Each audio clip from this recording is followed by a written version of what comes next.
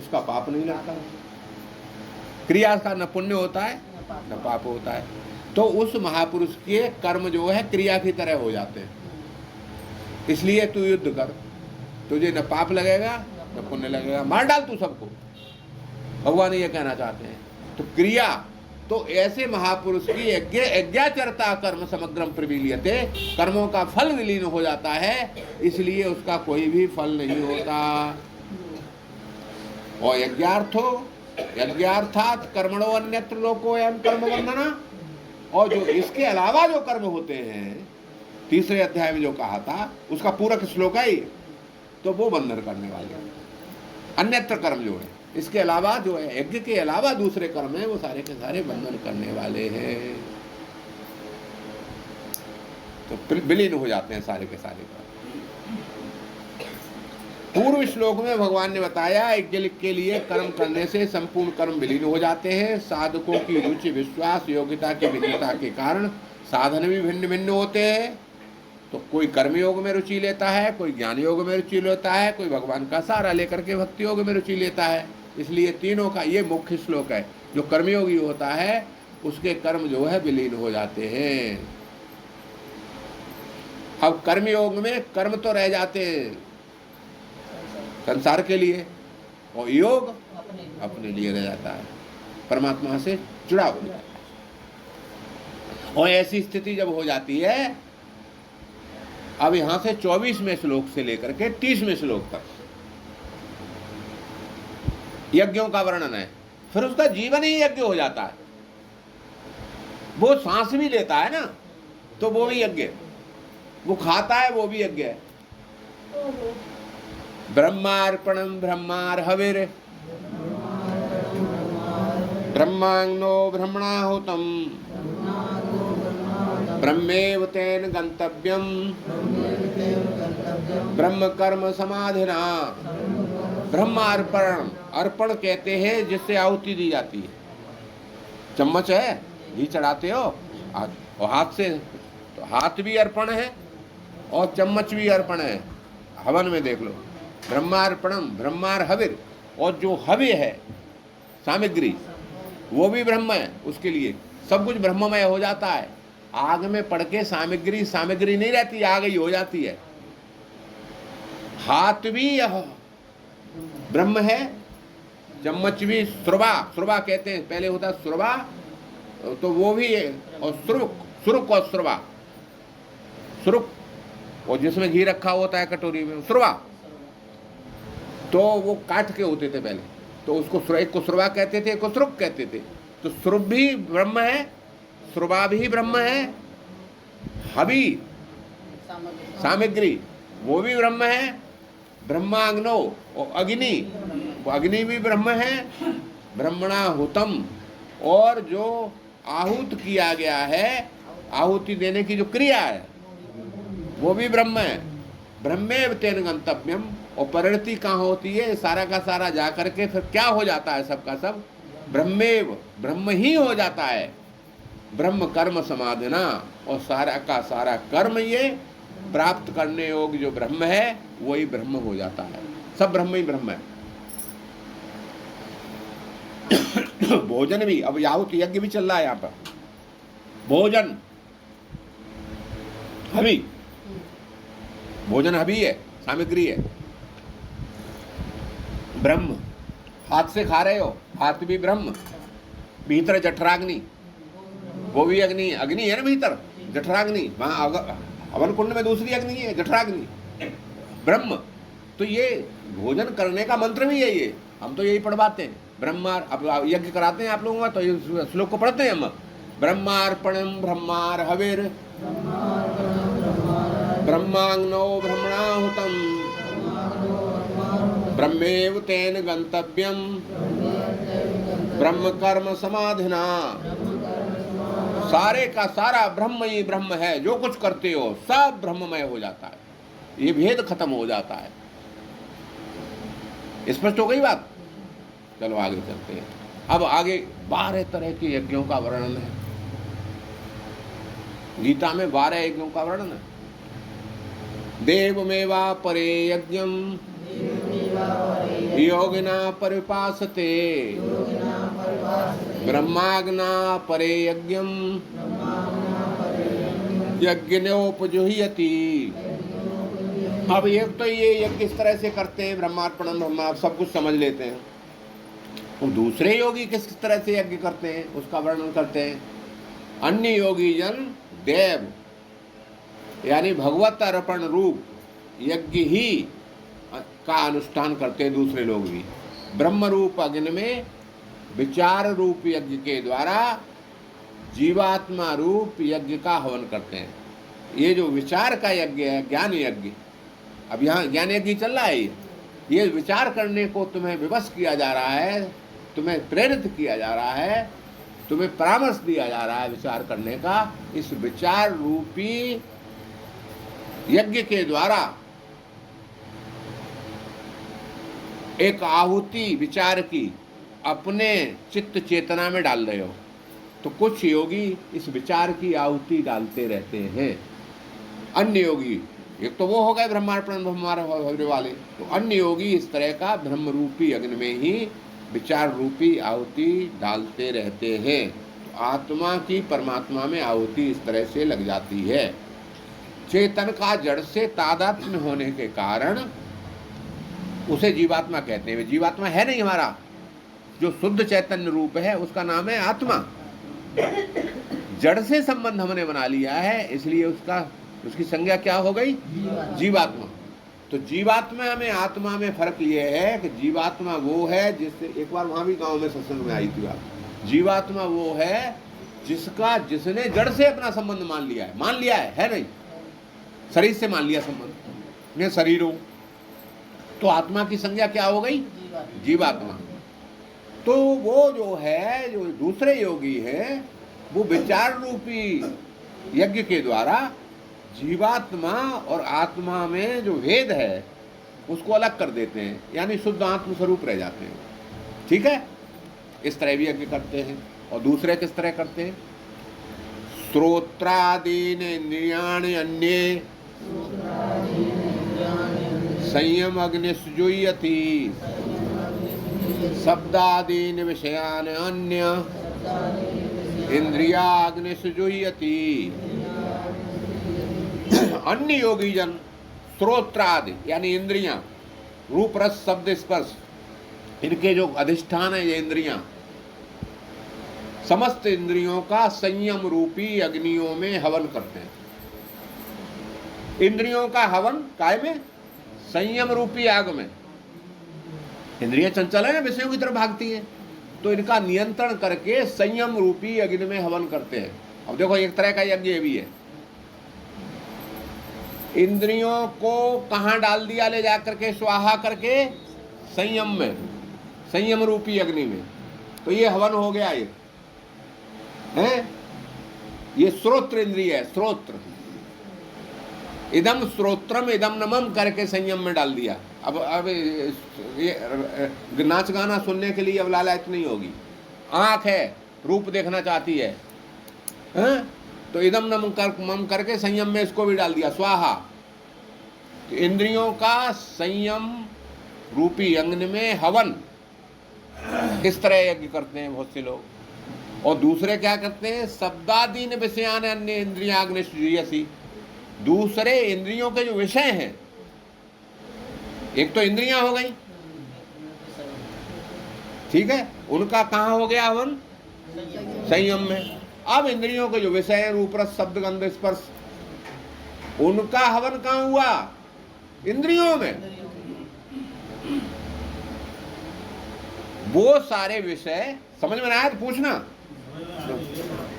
तो पूछ देखो, समझाता हूँ। जल्दी के कारण बहुत सी चीज, कोई जल्दी नहीं। क्या है कि इंद्रियां संयम में हवन हो गई, यानी इंद्रियों को जोड़ लिया संयम से। इंद्रियों का संयम करने के लिए संयम, इंद्रियों पर संयम का नियंत्रण हो गया। इंद्रियां कहाँ भागती हैं? विषयों में, हैं? अब विषयों में नहीं भागेंगी, वो संयम से जोड़ दिया ना उसको। हवन में क्या करते हैं हम कि आहुति समिधा है, आहुति है, जो सामग्री है, उसको आग में डाल करके उसे आग बना देते हैं, फिर सामग्री नहीं रहती, अभी बात आई थी ना, वो भी आग ही हो जाती है। तो उसी तरह से इंद्रियों को संयम में डाल दिया तो इंद्रियां नहीं रहती, फिर वो संयम ही हो जाता है। इंद्रियां फिर जो है नियंत्रण में हो जाती हैं। सरल शब्दों में समझो, संयम माने नियंत्रण, कंट्रोल में हो जाती है इंद्रियां। तो इंद्रियों पे जो नियंत्रण है उसको इन्होंने इंद्रियों का संयम में हवन बता दिया है। अब साफ हुई बात कि नहीं है? नहीं हुई? क्यों बताओ? इंद्रियों को हवन क्या? हवन नहीं हो रहा है। ये सुनो, ये रूपक है। इंद्रियां कान काट के थोड़ी डाल दोगे वहां में। मेरी बात ये रूपक की भाषा है। ये तुम ले रहे हो वैसे ही, जैसे हवन इंद्रियों का जो इंद्रिय पना है, यानी विषयों में भागना, मैं समझा रहा हूँ, समझो। तुम समझने ना चाहोगे तो समझ नहीं पाओगे। तो इंद्रियों का जो इंद्रिय पना है, इंद्रिय पना क्या है? वो विषयों में भागती है, तो उसको उस पर संयम कर दिया हमने, वो उसको हवन कह रहे हैं। हवन कोई कान काट के नाक काट के नहीं डाली जा रही है, उसको हवन कह रहे हैं, यानी संयम से जोड़ दिया उसको। जैसे यज्ञ में आहुति को, उसको सामग्री को हमने आग से जोड़ दिया तो आग ही हो गई। तो इंद्रिय को हमने संयम से जोड़ दिया तो इंद्रिय संयम ही हो गई। हमारे जीवन में जो संयम है वो इंद्रियों का ही तो संयम है। ये रूपक है, ये रूपक है। आ गई? अब सुनो, इंद्रिय संयम की आराधना के लिए जरूरी है। हाँ, तो उसे यज्ञ कहा है उन्होंने यज्ञ कहा है। हाँ, ठीक है। यज्ञ का मतलब जो है आराधना के। तुम अपना अर्थ मन लगाओ, आराधना नहीं है, संयम है। संयम संयम संयम तो करना है ना आराधना नहीं। तुम आराधना भंगूस रहे, आराधना नहीं हो रही है। ये नियंत्रण हो रहा है, नियंत्रण। हवन कुंड लिए आते हैं। अरे नहीं, वो हवन भाई अच्छा, ये बताओ, आप लोगों की औरों की समझ में आ रही है कि नहीं बात? हवन कुंड वाला हवन नहीं है। तुम एक तो आते हो महीने में, जाने कितनी बातें हो चुकी तब तक। तुम महीने भर आओगे और फिर प्राइमरी वाली बातें करोगे। यहां से तब तक एमए की पढ़ाई है चुकी। हम ये कह रहे हैं हवन रूपक है, ये रूपक है। रूपक अलंकार जानते हो ना? तो ये रूपक है, इसको रूपक से समझाया है भगवान ने। संयम, अब इसी पर हम अटके रहेंगे, फिर आगे नहीं बढ़ पाएंगे। हम ये कह रहे हैं संयम से इंद्रियों का जुड़ाव, माने संयम ही इंद्रियों में आ गया, इंद्रिय संयम में चली गई। ठीक है, तो इसको यज्ञ कहा है उन्होंने, आराधना नहीं है। आराधना की बात नहीं है, आराधना की बात आएगी भक्ति हो है। यज्ञ कहा है उन्होंने, अर्थ का अर्थ मत करो, आराधना तो शब्द ही नहीं आया कोई। ठीक है, अब दूसरी बात है, दूसरा हिस्सा इसका क्या है कि विषयों का इंद्रियों में हवन है। अब दूसरा क्या है? शब्दादीन विषयान अन्य इंद्रियांगने से जुह्यति, जुह्यत माने हवन, विषयों का इंद्रियों में हवन। यानी अब इसको भी समझ लो, सरल भाषा में समझा रहा हूं, पूछना इसको नहीं समझ में आए तो, कि इंद्रियों से विषयों का संपर्क तो होगा है, लेकिन इंद्रियां उन विषयों के संपर्क से विचलित नहीं होंगी। आइए आ गई समझ में बात? तो विषयों का इंद्रियों में हवन हो गया। ये किसकी समझ में नहीं आई? इंद्रियों का विषयों में हवन क्या हुआ? विषयों शब्द उसका, विषयों का इंद्रियों में हवन क्या हुआ कि विषय तो रहेंगे लेकिन इंद्रियों में विचलन नहीं होगा। इससे जैसे समुद्र में नदियां समा जाती हैं जाकर के, समुद्र में बाढ़ नहीं आती, उसी तरह वो सारे विषय इंद्रियों में संपर्क में आके भी इंद्रियों में विचलन पैदा नहीं करेंगे। ठीक है, ये हवन, ये भी यज्ञ। ठीक है, तो इस तरह का भी कुछ लोग यज्ञ करते हैं। 12 तरह के यज्ञ है ना, तो ये भी यज्ञ है। इस तरह का हवन भी लोग करते हैं। कौन? योगी जन। ये सामान्य नहीं, संसारी नहीं कर सकता इसको, योगी जन करते हैं, इस तरह का भी यज्ञ करते हैं। विषयान शब्दादीन विषयान इंद्रियां अग्निश जुह्यति। देखो, एक होता है व्यवहार काल और एक होता है चिंतन काल। तो चिंतन काल में तो संयम और व्यवहार काल में विषयों का इंद्रियों में हवन। देखो दूसरे अध्याय में जाओ पीछे और बात स्पष्ट करने के लिए, 65वां श्लोक है शायद दूसरे अध्याय का। राग द्वेष व्यक्तेषु विषयन इंद्रियाश्चरन्। राग और द्वेष से युक्त होकर के विषयों में इंद्रियां चरती हैं। आत्मवशी विधेयात्मा प्रसादम अधिगच्छति। है श्लोक या नहीं है? तो जो आत्म संयम हो गया ना, आत्मवशी विधेयात्मा प्रसाद, तो वो इंद्रियां प्रसन्न होती हैं विषयों के संपर्क से, विचलित नहीं होती।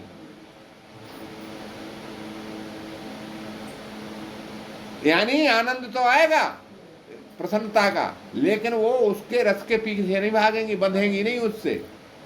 राग द्वेष वियुक्त होकर के, अलग होकर के, युक्त माने जुड़ना, वियुक्त माने अलग होना। राग और द्वेष से अयुक्त होकर के, भाई गृहस्थी है तो वो संतान भी पैदा करेगा, लेकिन वो विषय उसको बांधेगा नहीं है। हाँ, लिप्त नहीं रहेगा, लिप्त नहीं रहेगा उसमें। तो वो विषयों का काय में हवन, इंद्रियों में हवन। ठीक है।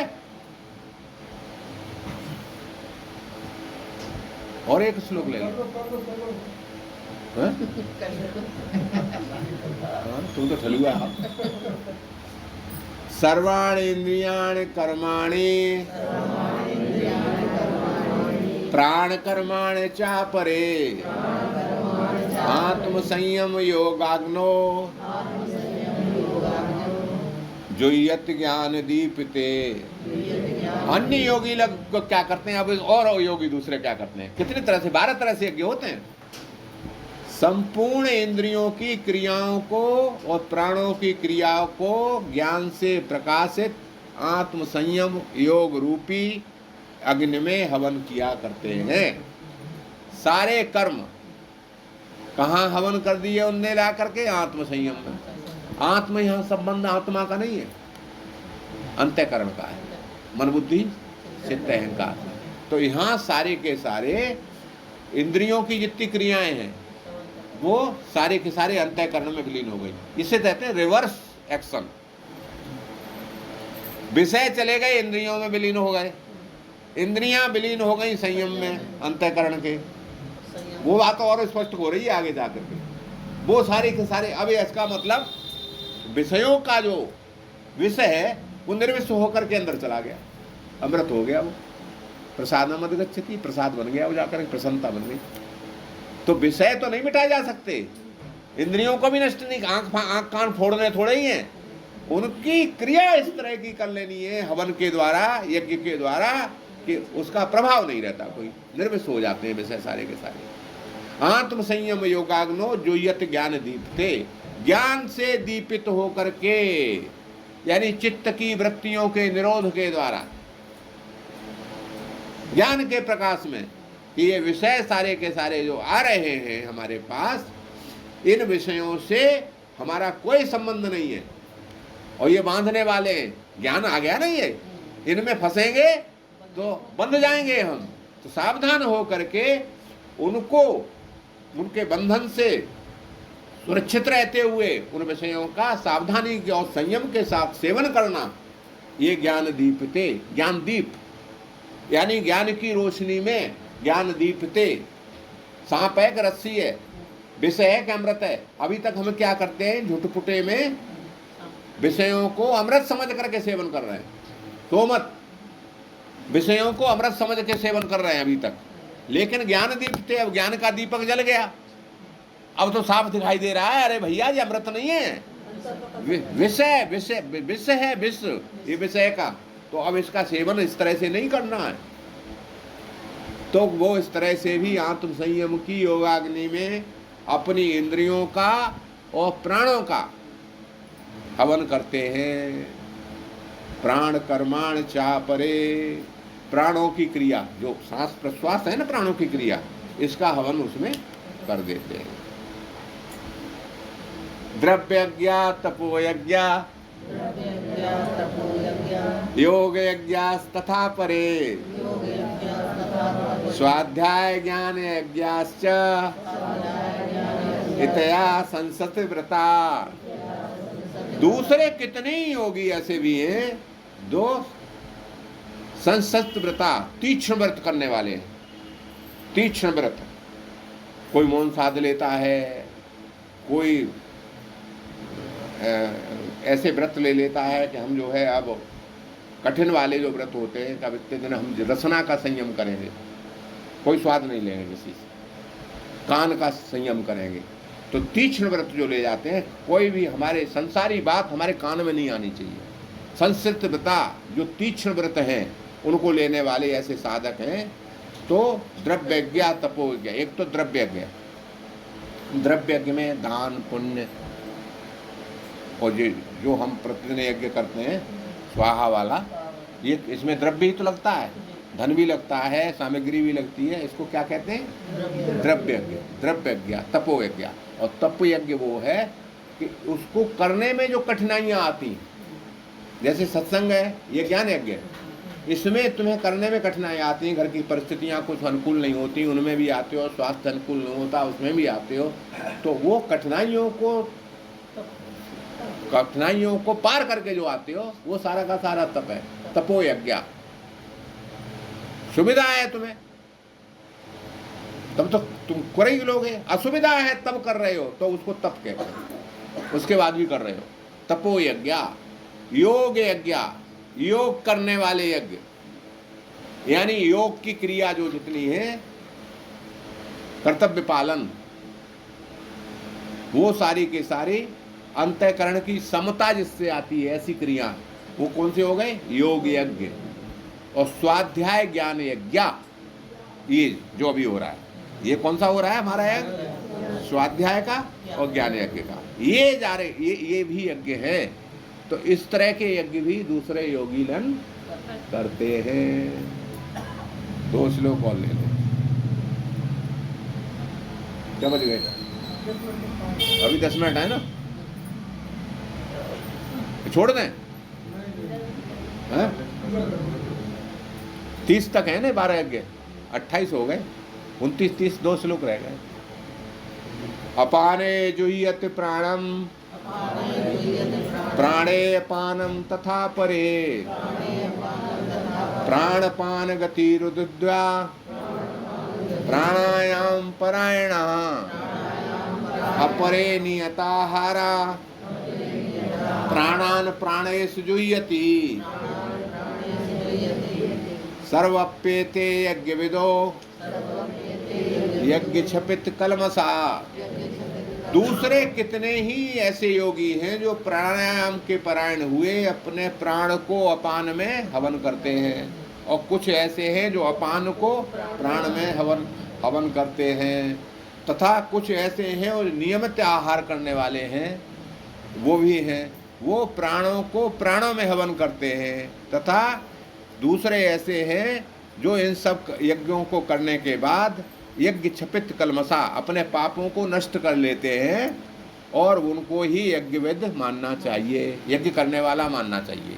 अब यहाँ जो ये यज्ञ है, अपाने जुह्यत प्राणम प्राणे अपानम तथा परे, एक तो वो है जो प्राणों का अपान में यज्ञ करते हैं, इसमें थोड़ा समय लूंगा मैं, 2-4 मिनट। और दूसरे जो है अपान का प्राण, देखो जो प्राण हैं वो 5 प्राण हैं।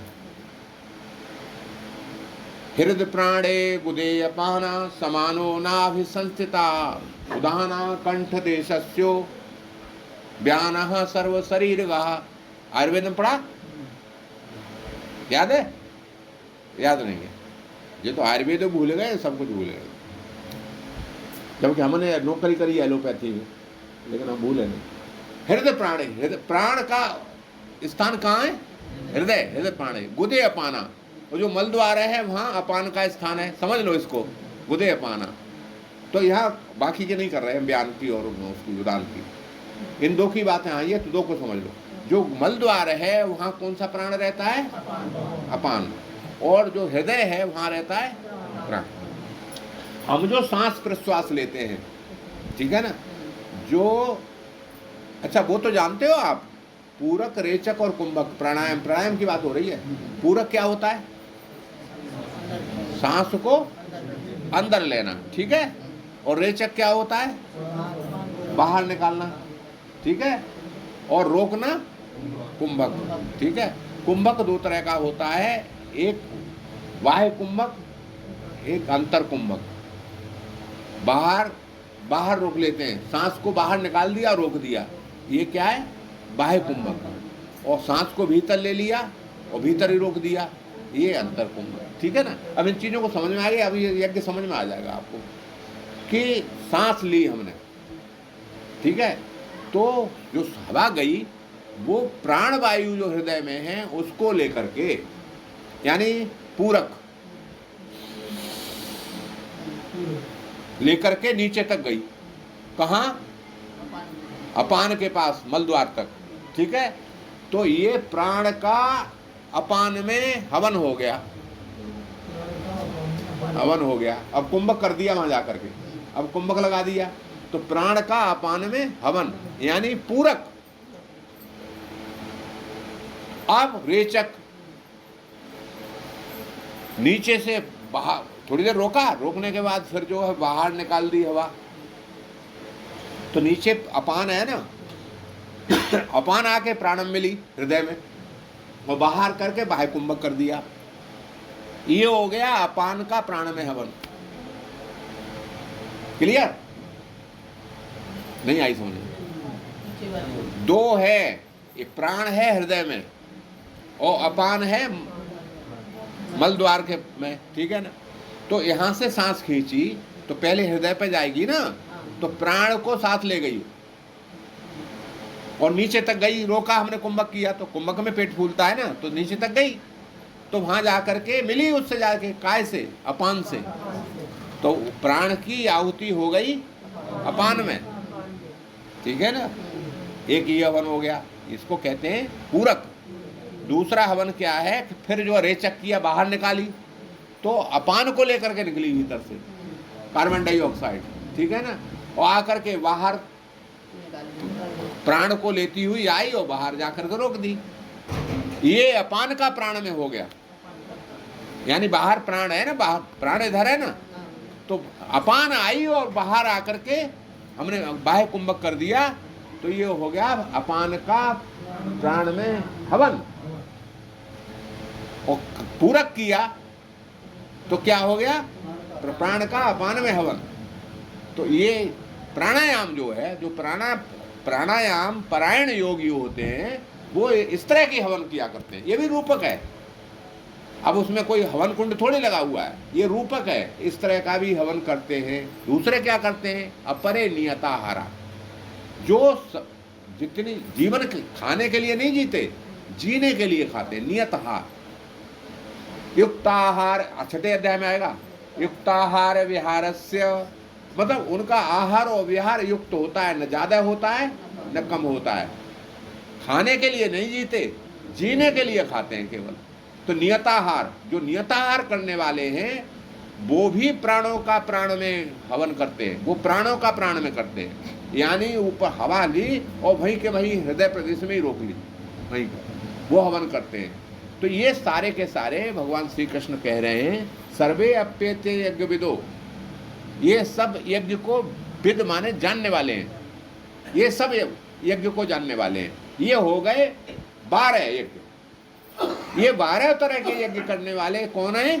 यज्ञविद, यज्ञ को जानने वाले हैं, वो यज्ञ कर रहे हैं सारे के सारे। और यज्ञ छपित कलमसा, वो यज्ञों को द्वारा अपने पापों का नाश कर लेते हैं। कलमस माने पाप, पापों का उनका नाश हो जाता है। कैसे? यज्ञ से। ये 12 तरह के यज्ञ इसमें वर्णित किए गए हैं। तो ये हो गई 30 तक हमारा संकल्प था, आज करके मानेंगे। अब केवल कितने श्लोक रह गए? 12। तो 6 लेंगे, 6 लेंगे या 8 भी ले सकते हैं, कल देखते हैं क्या 8 के 8 हो जाएंगे तो देखते हैं। यानी परसों चौथा अध्याय समाप्त नहीं, पूरा विश्राम हो जाएगा। तो कल और परसों बहुत सावधान होकर बैठना। हम पीछे से इसलिए बचाना चाह रहे हैं कुछ समय कि सामूहिक समीक्षा प्रश्नोत्तर भी उसमें कुछ हो सकते हैं, ये है। अब इसमें तो कुछ नहीं पूछना आप लोगों को, ठीक है।